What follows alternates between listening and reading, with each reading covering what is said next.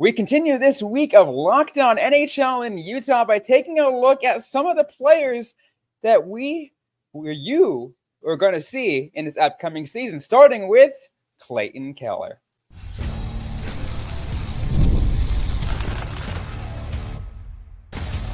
You are Locked On NHL in Utah, your daily podcast on all things hockey in Utah, part of the Locked On Podcast Network, your team every day. Welcome to the show, everybody. This is Locked On NHL in Utah, your daily podcast on the NHL in Utah, all things hockey in Utah. Today's episode brought to you by Indeed. There's no I in team, but there is one in Indeed. And that's the hiring platform you need to build yours. Start hiring now with a $75 sponsored job credit to upgrade your job post at Indeed.com/lockedon. Terms and conditions apply. Need to hire? You need it Indeed. I'm your host, Robyn and Leano, alongside Tom Callahan, as we continue this week. Get everyone who's new Utah NHL fans to get you guys ready for the upcoming season. They get to know your team. Before we get to any of that, though, Tom, let's get to a little bit of just general NHL talk, because I think a lot of people have probably been talking about it right now. The Western and Eastern Conference Finals are about to start. I think Eastern starts today, I believe. We're releasing it. Yeah, they're set. They're set now, and so yes, absolutely. It's not quite the chaos of the first round where you have multiple games on each night, and which I mean I love. I can watch 4 games at once. I'm cool with that. But no, we're at the point now where we're down to our final 4 teams left, and it's 2 great matchups for different reasons. The East, I think, is fantastic, and they're going to be starting here. The Rangers and the Panthers, by the time folks may be able to pick this one up. But I mean, that's a great matchup. Dallas is a fantastic matchup against Edmonton for different reasons. I think those teams are 2 polar opposites. And you know what? I picked whoever won the Vegas-Dallas series was going to be the representative of the Western Conference, because I felt like in a lot of ways that was the conference final. Vegas, even though they were an 8 seed, was not an 8 seed. They just weren't. They were better than that. And Dallas managed to outlast them. Does Edmonton have a chance to beat Dallas? Maybe, but they're going to have to do it in a non-playoff way. They're going to have to just be crazy and outscore them. Dallas is too good, too deep, too disciplined. They have awesome goaltending, which Edmonton still has a question mark. But I think it's going to be fascinating. It's going to be a lot of fun to see if, McJesus can lift that team up and over the Dallas Stars or not. And then on the Eastern side, Rangers, offensive juggernaut, great goaltending. Panthers, a more physical team, goaltending. Man, I can't wait. It's a great time here. I'm so excited. It is really interesting because I was interacting with some of our listeners on Twitter, and it seems like that's the kind of the case everyone's talking about, where that Eastern side, it's a very toss-up. It's like, yeah, I've got the Rangers winning it, but Florida, could very well, be the team that beats the Rangers for X, Y, and Z reasons. But everyone's like, yeah, but I got Dallas winning on the other side, because it's more of, you just look at the path that Dallas had, right? I mean, you mentioned it already. The first round they had Vegas, and the second round they had Colorado, who have been a great team for the last several years. Dallas had no shortage of an easy run at all. They had an incredibly difficult run, and they've been able to outlast it all in a very impressive manner too. Yeah, absolutely. And I mean, Colorado, when they won their cup a few years back, they did it with defense. And here's a way to explain that. They did it because of puck possession. So their defense clamped down so well, you didn't get any grade A's. They handled the puck offensively for so much time, and they had so much zone time, and they had puck possession. Dallas was able to beat that. Dallas was able to beat Vegas. And again, those 2 teams, I feel like, were the strongest ones in the conference. Vancouver and Edmonton really was a coin flip series. Edmonton manages to outlast them. I think Dallas comes out of that. I agree. I have Florida as my Stanley Cup champion, and I have from the beginning. You can look at my bracket. I had Florida to win in the Cup against Vegas. But boy, I tell you what, the Rangers are a compelling case. They have a lot of talent, a lot of depth. And one of the things that the Rangers, I think, when I look at that team, Kreider is back to being Kreider. Panarin is dangerous and can just blow up a series by showing up. And I don't think you've seen the best Artemi Panarin yet. Zibanejad is a guy who can make a huge difference. And then, of course, the goaltending matchup here is probably my favorite thing. And you see the mask over my shoulder. I'm an old goalie myself, but boy, I'm excited for the Rangers-Panthers goaltending matchup. It's interesting when you look into the numbers of playoff Bob Sergei Bobrovsky for the Panthers. The numbers don't blow you away, but he reminds me a lot of a vintage Grant Fuhr with the Edmonton Oilers in that he gives you the big save at the right time. And boy, he might give up 5, but he's not giving up number 6. And if you win 6-5, great. If you win 3-2, great. He'll give up 2. He's not going to give up that third goal. And I think that's the difference with them right now. So we'll see if the run continues. I like the Panthers, though. Man, they're an angry good team. Play with an edge. They've just got that feel to them this year. I really like them. I mean, if you're any believer in the quote President's Trophy curse, then you got all the reason to believe that Florida will could get past New York. I don't know. The President's Trophy, I think it's kind of an overblown thing as far as the curse. Look, when you get in the playoffs, you have a 1 in 16 chance of winning. Mm-hmm. And that's just what it comes down to. The best teams don't always win the series. It's a new season, practically. Yeah. I mean, you can have one guy, one goalie can carry a series or can win a pivotal game. An injury can derail things. Like the best team in the regular season doesn't always win, and in fact, rarely wins, because it is a new that's why you say we throw the regular season records out of it. It doesn't matter if the two teams have met 77 times. Throw it out the window, because it's different now.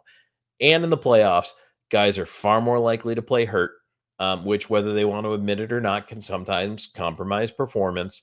And at the end, I always find it interesting when a team's eliminated, you hear of all the surgeries coming up. You hear of the guy playing with a broken this or a torn that, or, whatever the injuries are. So these guys really lay it all out there. But boy, now that we're down to 4, it's a long season, and there's the light at the end of the tunnel for all 4 of these teams. It really is getting close, and it's my favorite time. I love the conference finals and the Stanley Cup final.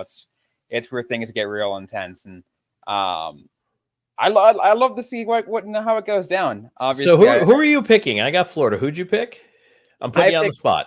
I picked Dallas, and I picked Dallas as early as last summer. It was in the July of last year. I went into a sports book in Vegas, and I looked like, let me look at the futures and look what the odds were. Dallas at the time had 18-1 odds, and I'm like, that's good value. I'm making that bet right now. Okay. And so far, I am still holding out that that's a good pick. That was probably the smartest pick I could have made. If they win, I'm gonna probably head back there come draft week and collect my winnings and just essentially have a free weekend in Vegas. Well, lunch is on you. That's I mean, I'm going for my own bragging rights here. I did not have the foresight to lay anything on it, but that's pretty good. So. But what we're gonna do though is it's great having a conversation about the Stanley Cup playoffs, but let's get to that player profile. We'll talk about Clayton Keller, what you need to know about this kid, coming up right after this. And today's episode is brought to you by Indeed. There's no I in team, but there is one Indeed, and that's the hiring platform you need to build yours. When you're hiring, you need Indeed. Indeed is the hiring platform where you can attract, interview, and hire all in one place. We streamline hiring with powerful tools that you can find you match candidates. Even better, Indeed's the only job site where you pay for applications that meet your must-have job requirements, in which you only pay for that.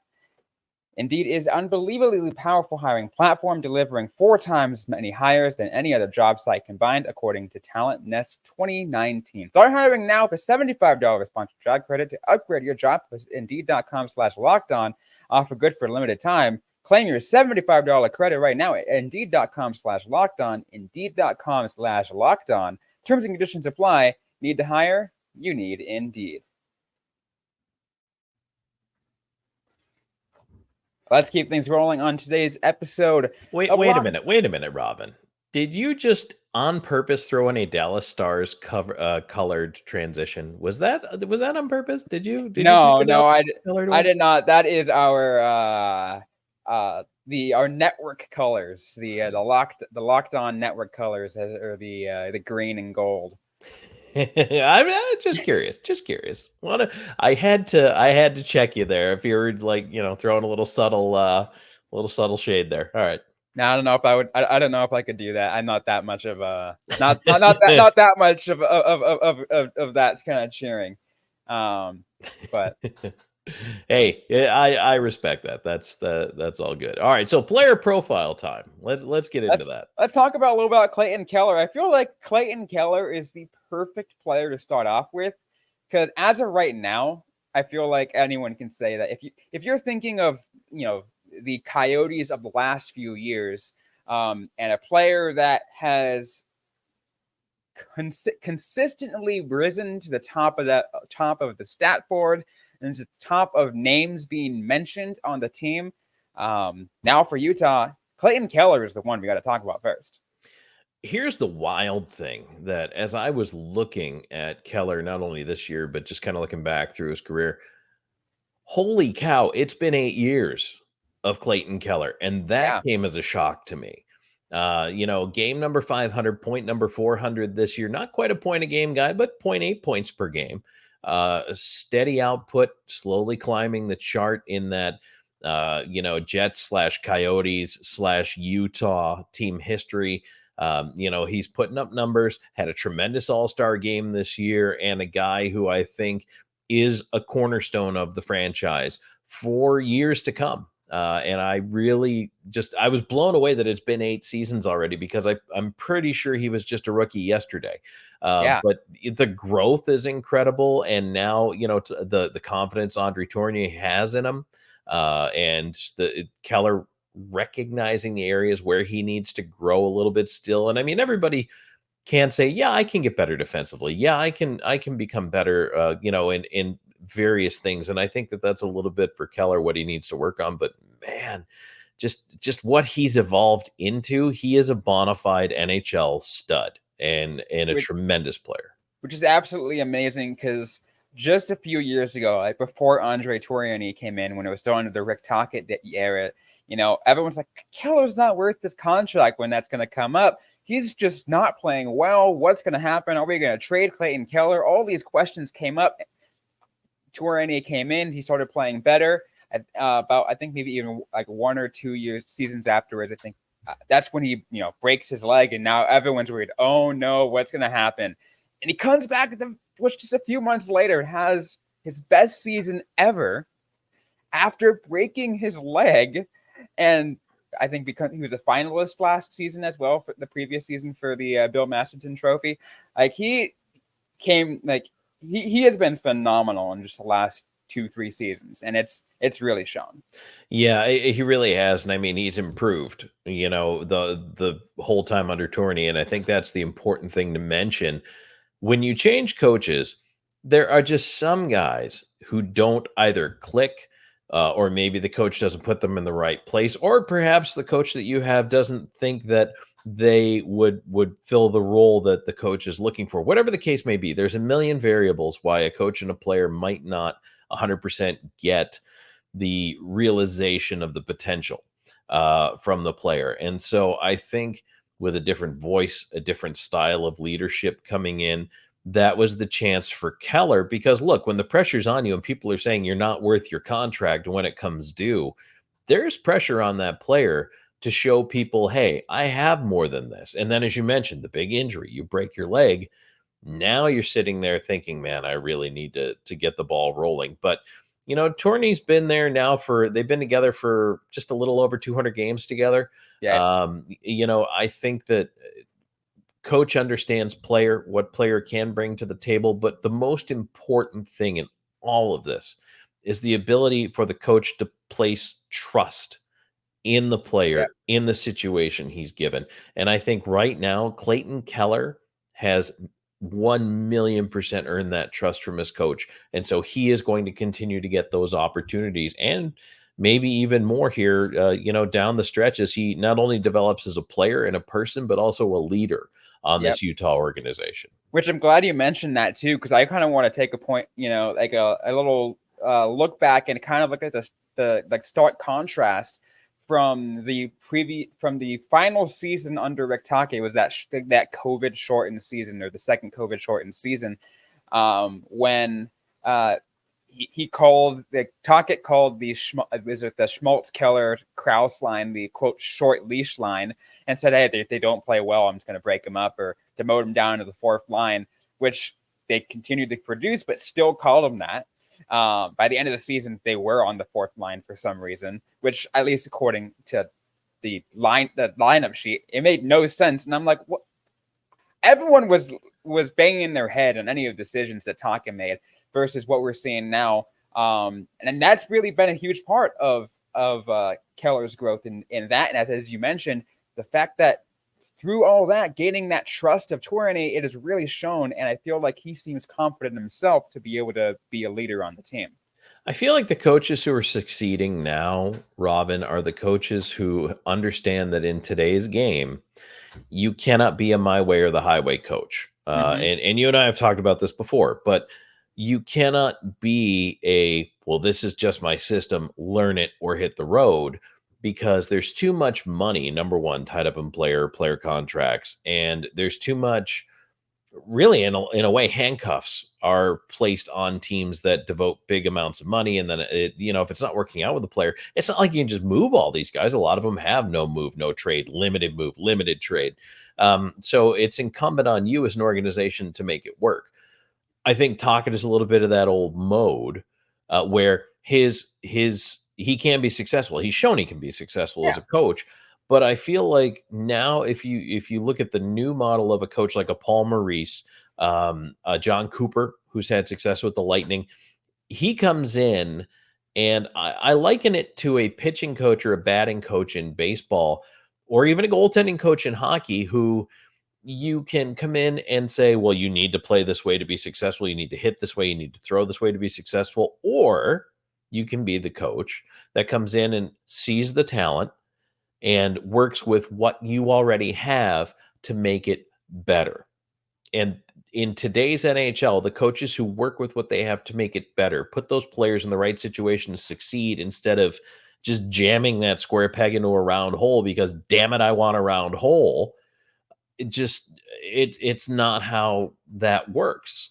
And I think that it is a different mindset with the 20-something player of today, as opposed to, even 20 years ago, where it was, okay, all right, if I don't do it the way coach tells me to do it, I'm not going to be here very long. Well, you fire the coach, you don't fire the players. So you could trade a couple guys, but your team is your team. And especially where the value of some of these players have become. Absolutely. You take a look, again, not only mention the contracts, but you take a look at the skill levels. A lot of these players, this league is only getting more skilled every day.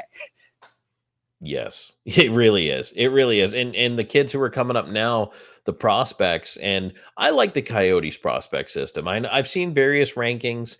They're up there top 5 in a lot of cases. There's a lot of excitement for what the Coyotes have in the cupboard. Plus, again, they have the cap space.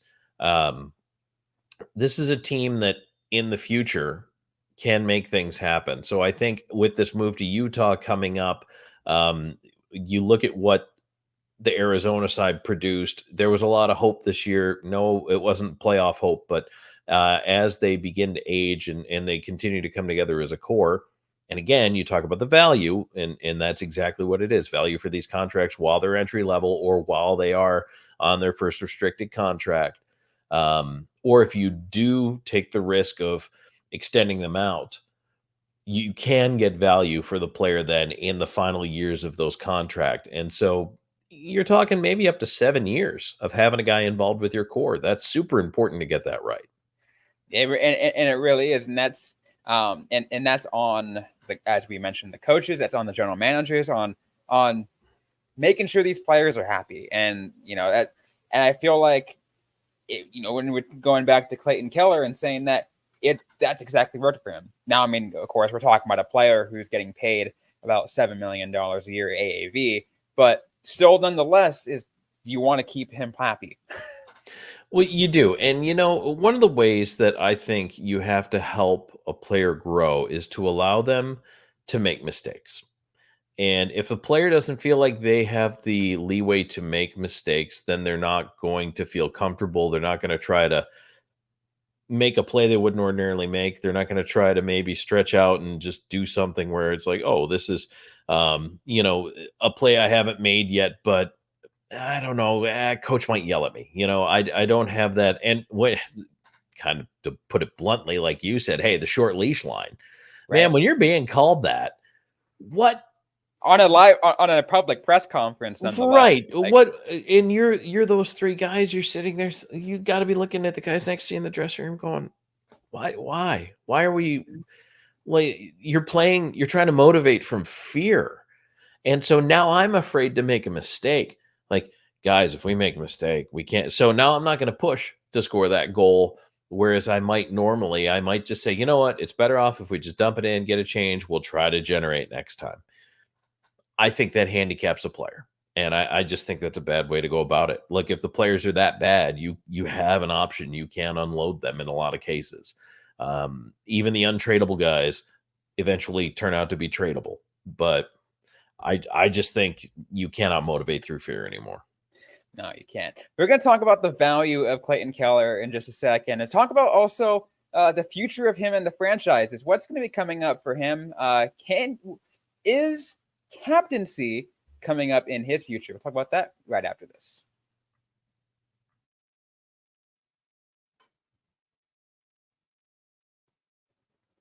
Let's keep things rolling on today's episode of Locked On NHL in Utah. Robyn, Leano, Tom, Callahan. Talk about Clayton Keller, and there's so much to be said about this, right? There's so much to be said about Clayton Keller and his value to this team. We mentioned it earlier, Tom. A few years ago, this player was talked about consistently on the trade block, and now, in the last couple of seasons, the Coyotes almost deemed an untouchable. No one's like, yeah, there's no way even remotely close of him getting traded. I feel like we're getting that at that point now of going into this first season in Utah. We're still going to keep that same mindset. There's no way you get rid of a player who's right now the cornerstone of the franchise. No, number one. Really, your core guys up front are Keller, Schmaltz, and Krause. They also happen to be your most expensive guys, but that's why you're paying them the money. You have control over these guys. Actually, Schmaltz has the least. He's got 2 years left, but you got Keller for 4, you got Krause for 3. And then you're going to build around these guys. Of course, we talked about this year, you have a chance to completely revamp the defense if you want to. They'll bring some guys back. And of course, the challenge of not starting a franchise, but starting it over in Utah. What does Utah want to do now? What does the general manager, Bill Armstrong, want to do? How does he want to proceed? Again, we talk about they have the two advantages of having a deep prospect system. So you can make moves. A lot of teams that are trying to trade, Utah is perfect for teams trying to trade veterans with big contracts. And again, that doesn't always mean big cash outlay, but big contracts who, are towards the end of those terms. Not everybody has the ability to take that on. Well, maybe you can pick up, if you're Utah, a good defenseman or two by being able to absorb a little bit more than some other teams and be able to deal a pick and a prospect back. And you're not losing anything to your core that you have established right now. Yeah. So, there's a lot of pluses there. You're only adding support to these guys. Right. And I think that's the most important part is I think that is what Bill Armstrong has been focusing on, is making sure you're adding support to your Keller, to your Schmaltz, to your Krause, Cooley, Gunther, those players, the core and the super, what do you call it, the superstar prospects, the ones that are going to be coming up and going to be the next line in. Everyone else, you can figure out, all right, these are puzzle pieces that we're just going to be, going in and out, replacing as we figure things out. Because we got to remember, this team is still in a rebuild. They're coming out of what I'm going to continue calling rebuilding. I think Yes. they're now in the improvement phase. They have rebuilt the bottom part of it. Well, now they can start to tool it up. The West is competitive, but there is a definite gap between the top and the bottom. So of that 6, 7, 8 playoff teams, and then the 9, 10, 11, I think there's a lot of room for movement in that 6-team window. And I think Utah has the ability to climb into that window this year, contend, and maybe even make the playoffs. To me, I'm a defense wins championships guy. So you need a goaltender, and you need a very good 1-2 pair. You need an above average 3-4 pair, and your 5-6 has to be able to eat 12 minutes. That to me is how you build a team. So the Coyotes have the ability, the Utah has the ability to remake that from what that Coyotes franchise was last year. And I think that whatever Utah does, all success for this year, next year is going to be totally predicated on how they build that defensive core for me. And it all eyes will be on that. And at least the good thing is, as we've mentioned before, is the blueprint is already there. They already have at least the basic tools. Obviously, as we mentioned, there's 0 defensemen signed.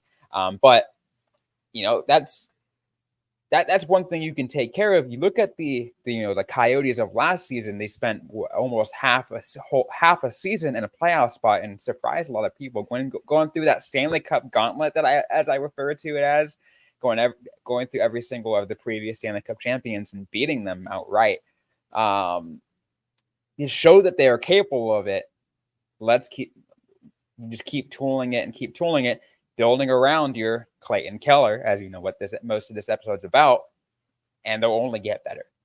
Yep, they absolutely will. And just for my own amusement, you look at some of the defensemen that are out there. And I know we talked about all the big names, but I mean, you got a Tyler Myers out there. You've got a Brady Shea possibly out there. You've got Alec Martinez possibly out there, although he's got a lot. There's not much tread left on the Alec Martinez tires.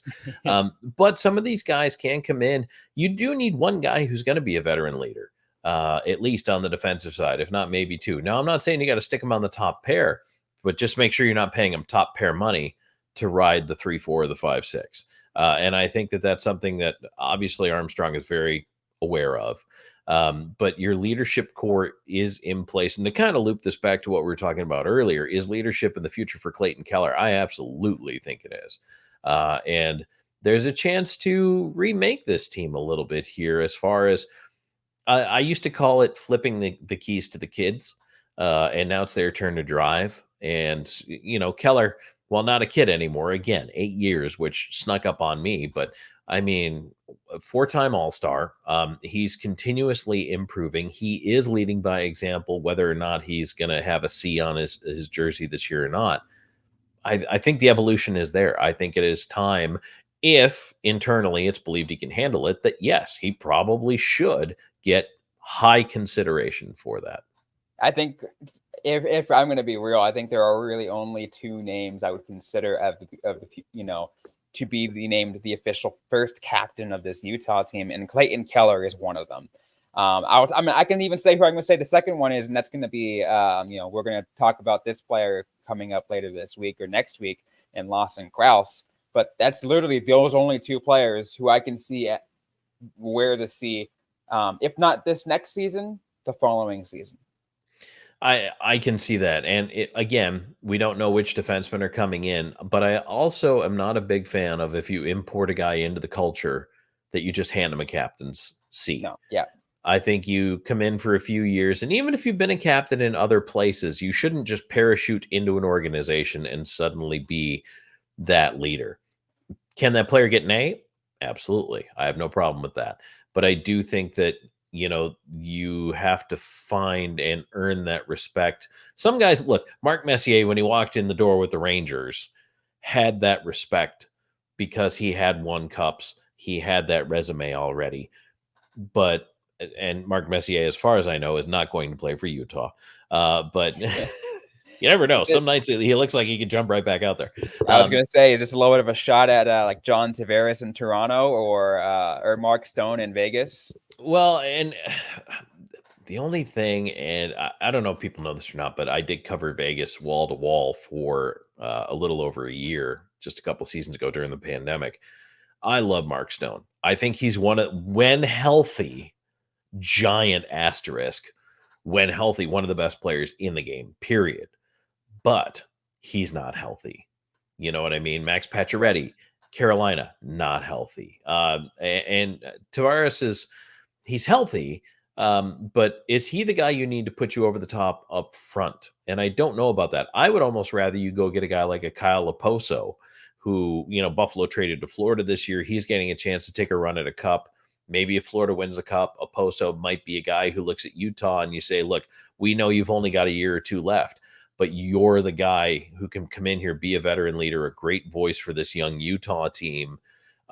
He'd be an instant hit in the community. Like, all those things matter too. So yeah, there's definitely players out there who you can look at, won't break the bank. Now, Tavares would break the bank.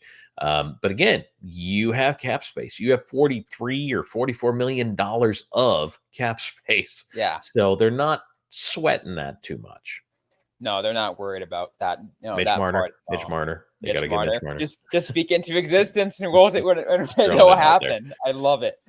All right. As we're getting close, to that half-hour mark, and so we can close things off, I want to do a little bit of an exercise for you, Tom. I want to kind of get your thought.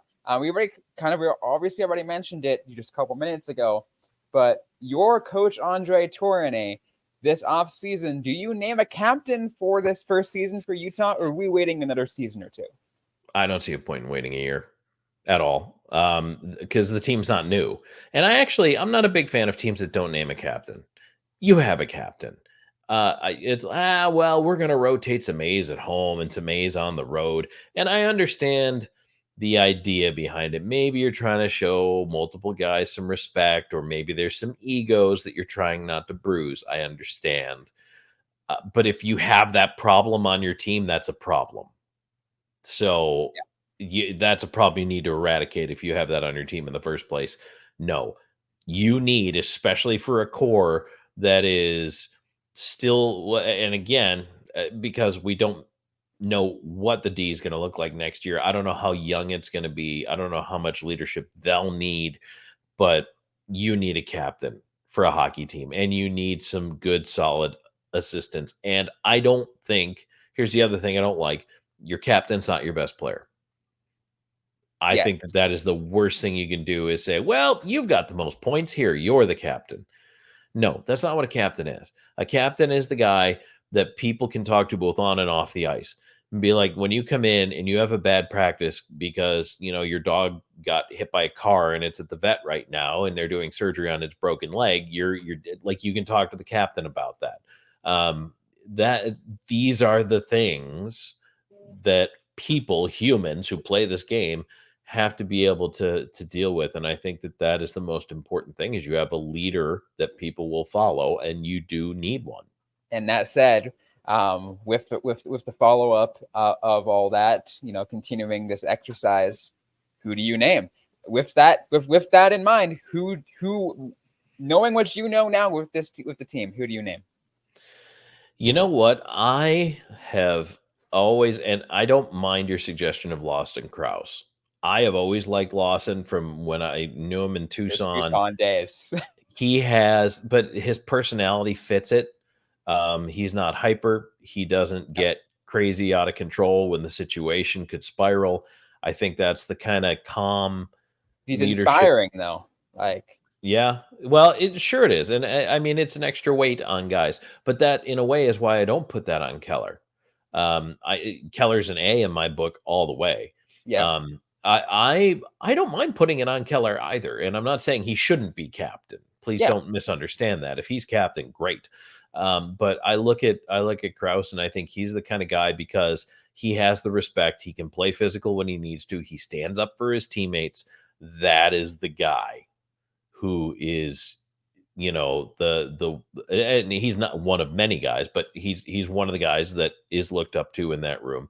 So I like him just to keep also the pressure of being the CEO away from Keller a little bit as he continues his path. Maybe Keller can handle that. And that's something that I, as a coach, would have the conversation with him. Hey, be honest with me. And you need your players to have, and again, we go back to this whole rapport of handling people and managing these egos. This is what a coach does now. You manage, and that's why I think that's, the conversation that needs to be had. But yeah, that's maybe I put C on Krause.